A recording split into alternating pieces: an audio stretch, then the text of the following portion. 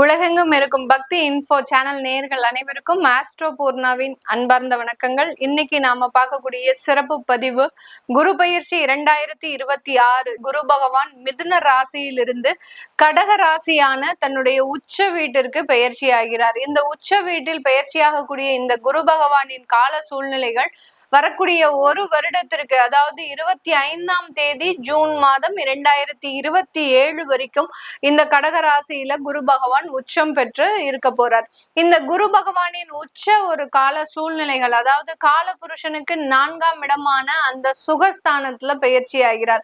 4ஆம் இடம்ன்றது பாத்தீங்கன்னா பெயர், பதவி, புகழ், இடமாற்றம், சொத்துக்கள் வாங்குறது, அதுக்கப்புறம் பாத்தீங்கன்னா தாயார் மூலமாக இருக்கக்கூடிய சில நன்மைகள், இந்த மாதிரியான ஒரு வசதியான ஒரு ஆடம்பரமான ஒரு வாழ்க்கையை கொடுக்கக்கூடிய ஒரு ஸ்தானம் தான் இந்த 4ஆம் இடம். அதனால எந்த இடத்துல நீங்க கேர்ஃபுல்லா இருக்கணும் அப்படின்றதையும் இந்த பதிவுல நம்ம தெளிவா பார்க்க போறோம்.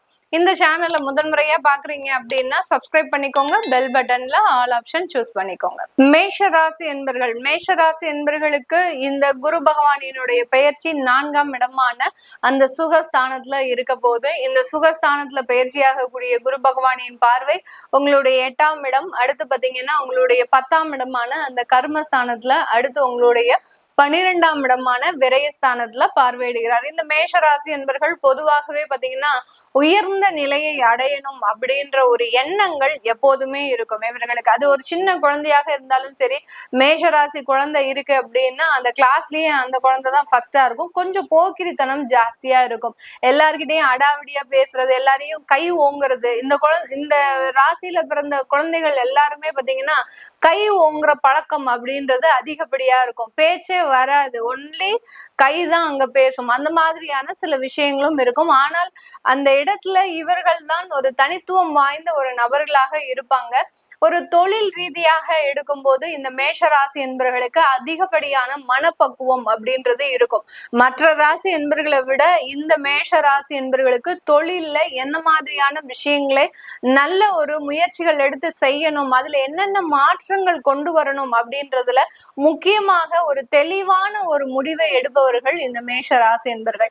இவர்களுக்கு இப்போதைய கால சூழ்நிலை அப்படின்னு பாத்தீங்கன்னா விரய சனியான 7.5 சனியினுடைய தொடக்கம். இந்த காலகட்டத்துல அந்த சனி பகவானை அந்த குரு பகவான் 4ஆம் இடத்துல இருந்து பார்க்கிறார். இதனால இந்த ராசி என்பவர்களுக்கு அதிகப்படியான விரயங்கள் கட்டுக்குள் வருவதற்குண்டான ஒரு நேரம். விரயங்கள் அப்படின்னு பாத்தீங்கன்னா தேவையில்லாம செலவு பண்றது, கணக்கு பார்க்காம செலவு பண்றது, இது எல்லாமே கடந்த ஒரு 1.5 வருடங்களாக இந்த ராசி என்பவர்கள் செஞ்சுட்டு தான் இருக்கிறாங்க. என்னமோ செலவு ஆகிக்கிட்டே இருக்கு, ஆனா எதுக்காக செலவாகுது அப்படின்றத கண்டுபிடிக்க முடியாத ஒரு சூழ்நிலையில இருக்கிறாங்க. அடுத்து தொழில் ரீதியாக பாத்தீங்கன்னா தொழில்ல நிறைய ஒரு முயற்சிகளை எடுக்கணும் அப்படின்ற ஒரு காரணத்திற்காக அந்த இடத்துல நிறைய இன்வெஸ்ட்மெண்ட் போட்டு, சில இடத்துல மேஷராசி என்பவர்கள் கடன் வாங்கியாவது அந்த தொழிலை எப்படியாவது மேம்படுத்தணும் அப்படின்ற மாதிரியான சில முயற்சிகள் இருக்கிறாங்க. இந்த மாதிரியான முயற்சிகள்ல ஏற்படக்கூடிய விரயங்களை இந்த ஒரு வருடம் இந்த மேஷராசி என்பவர்களுக்கு குரு பகவான் தடுக்க போறார். அதனால நிறைய ஒரு வளர்ச்சிகள் தான் இருக்க போதே ஒழிய பெரிய அளவுக்கு இரக்கங்கள் அப்படின்றது இந்த குரு பகவானினுடைய பெயர்ச்சி இந்த மேஷ ராசி என்பவர்களுக்கு அதிகப்படியான ஒரு மாற்றத்தை கொடுக்க போகுது.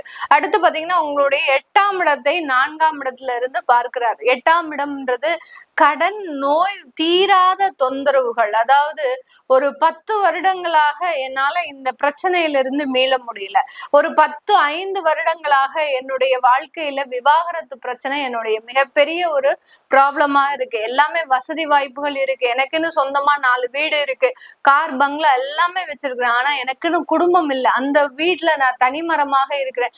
இப்படி அந்த மாதிரியான ஒரு ஏக்கத்தை கடந்த ஒரு 5 வருடங்களாக சந்திச்சிட்டு இருக்கிறீங்க அப்படின்னா அதிலிருந்துலாம் நிவர்த்தி அடையக்கூடிய ஒரு நேரமாக தான் இந்த குரு பகவானினுடைய பார்வை அந்த 8ஆம் இடத்தை பார்க்கும் போது தீராத பிரச்சனைகள்ல இருந்து தீரக்கூடிய ஒரு காலமாகவும் தான் இந்த மேஷ ராசி என்பர்கள் இருக்க போறாங்க.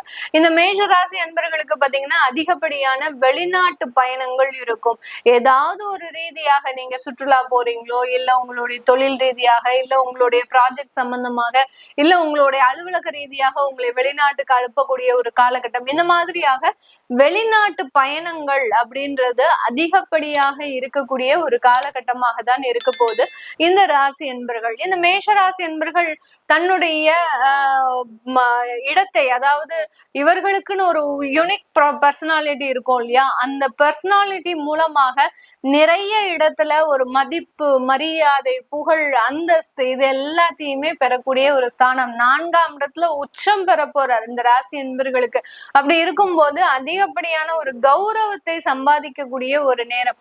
உங்களுடைய 10ஆம் இடத்தையும் பார்வையிடுகிறார். இதனால பாத்தீங்கன்னா அரசாங்க உத்தியோகத்துல இருக்கக்கூடியவர்களுக்கு மிகப்பெரிய ஒரு ஏற்றங்கள் அப்படின்னே சொல்லலாம். நிறைய பேர் பாத்தீங்கன்னா ஒரு டிரான்ஸ்பர் கேக்குறேன் மேடம், அது கூட கிடைக்க மாட்டேங்குது. அடுத்து பாத்தீங்கன்னா நீண்ட வருடங்களாக ஒரு 3 வருடங்களுக்கு மேலாக என்னுடைய உயர் பதவிக்காக காத்துட்டு இருக்கிறேன். எனக்கு அப்புறம் வந்தவங்க எல்லாருமே நல்ல ஒரு பதவி, புகழ், பேர், அந்தஸ்தோட இருக்கிறாங்க. நான் இன்னும் ஒரு தாழ்ந்த நிலையிலேயே இருக்கிறேன். இதெல்லாம் நினைச்சு பார்க்கும்போது நிறைய இடத்துல எனக்கு மன வருத்தங்கள் அப்படின்றது இருக்கு.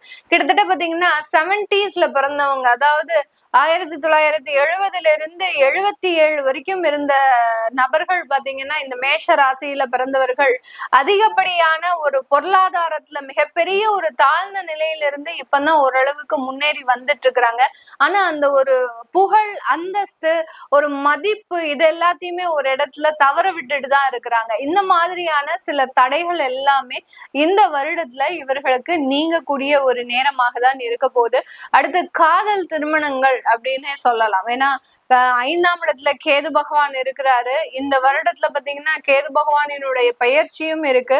அடுத்து பாத்தீங்கன்னா அந்த கேது பகவான் உங்களுடைய 4ஆம் இடத்துல பயிற்சி ஆக போறாரு. அதனால இந்த காதல் திருமணங்கள் அப்படின்றது மிகப்பெரிய அளவுல இந்த வருடத்துல சக்சஸ் ரேட்டிங் அப்படின்னு பாத்தீங்கன்னா அதிகப்படியாக இருக்கும். அதாவது ஒரு சம்மதிக்காத பெற்றோர்கள் கூட இந்த வருடம் அந்த காதல் திருமணத்திற்கு சம்மதிக்கக்கூடிய ஒரு அமைப்புகள் அப்படின்றது இந்த இடத்துல முக்கியமா நம்ம மேஷராசி என்பவர்களுக்கு கொடுக்கக்கூடிய ஒரு நல்ல ஒரு செய்தி தான்.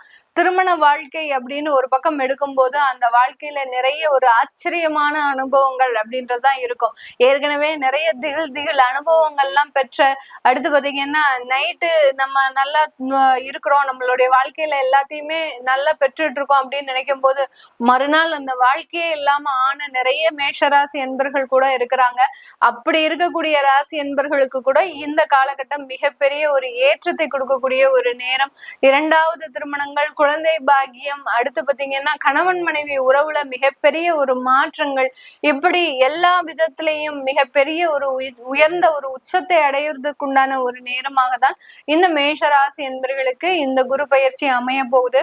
வெளியூர் வெளிநாட்டுல வாழ்றவங்களுக்கு மிகப்பெரிய ஒரு அந்தஸ்தை கொடுக்கக்கூடிய ஒரு நேரம். நீங்க இந்தியர்கள் அப்படின்னு சொல்லிட்டீங்க அப்படின்னா உங்களுக்கு அங்க ஒரு விதிவிலக்காக உங்களுக்கு எந்த விதமான ஒரு தொந்தரவும் இல்லாமல் உங்களுடைய வேலை ரொம்ப ஈஸியா நடக்கக்கூடிய ஒரு காலகட்டம் தான். அந்த மாதிரியான சில அமைப்புகளை இந்த மேஷராசி என்பர்கள் பெற போறாங்க. அப்போ இந்தியன்ஸ் மட்டும்தான் நல்ல வளர்ச்சியை பெறுவாங்களா? நாங்க ஸ்ரீலங்கால பிறந்திருக்கிறோம், நாங்க வேற வேற இடத்துல இருக்கிறோம், எங்களுடைய குழந்தைகள் இந்திய வம்சாவளியினர், நாங்க வெளிநாட்டுல இருக்கிறோம், எங்களுடைய குழந்தைகள் இங்க பிறந்திருக்கிறாங்க, அவங்களுடைய வாழ்க்கை எப்படி இருக்கும் அப்படின்னு கேட்கணும் விருப்பப்படுறவங்க அவங்களுடைய சுய ஜாதகத்தை, அதாவது உங்களுக்குன்னு ஒரு ஜாதகம் இருக்கும். அந்த ஜாதகத்துல குரு பகவானினுடைய கால சூழ்நிலைகள் எப்படி இருக்கு, நிறைய மேஷராசி என்பர்களுக்கு ராகு திசை, குரு திசை இந்த மாதிரியான ஒரு காலகட்டங்கள் தான் நடந்துட்டு இருக்கும். இந்த மாதிரியாக இருக்கக்கூடியவர்களுக்கு இந்த பெயர்ச்சி என்னென்ன மாதிரியான அபரிமிதமான ஒரு மாற்றத்தை கொடுக்க போகுது அப்படின்னு தெரிஞ்சுக்க விருப்பப்படுறவங்க கீழே இருக்கிற நம்பருக்கு வாட்ஸ்அப்ல அப்பாயின்மெண்ட் வாங்கிட்டு நீங்க கன்சல்ட் பண்ணிக்கலாம். உங்களுடைய குழந்தைகளுக்கு ஜாதகம் எழுதணும், நியூமராலஜி படி பெயர் வைக்கணும்னு நினைக்கிறவங்களும் கீழே இருக்கிற நம்பருக்கு வாட்ஸ்அப்ல அப்பாயின்மெண்ட் வாங்கிட்டு நீங்க கன்சல்ட் பண்ணிக்கலாம். உங்களிடமிருந்து விடைபெறுவது உங்கள் ஆஸ்ட்ரோ பூர்ணா. நன்றி, வணக்கம்.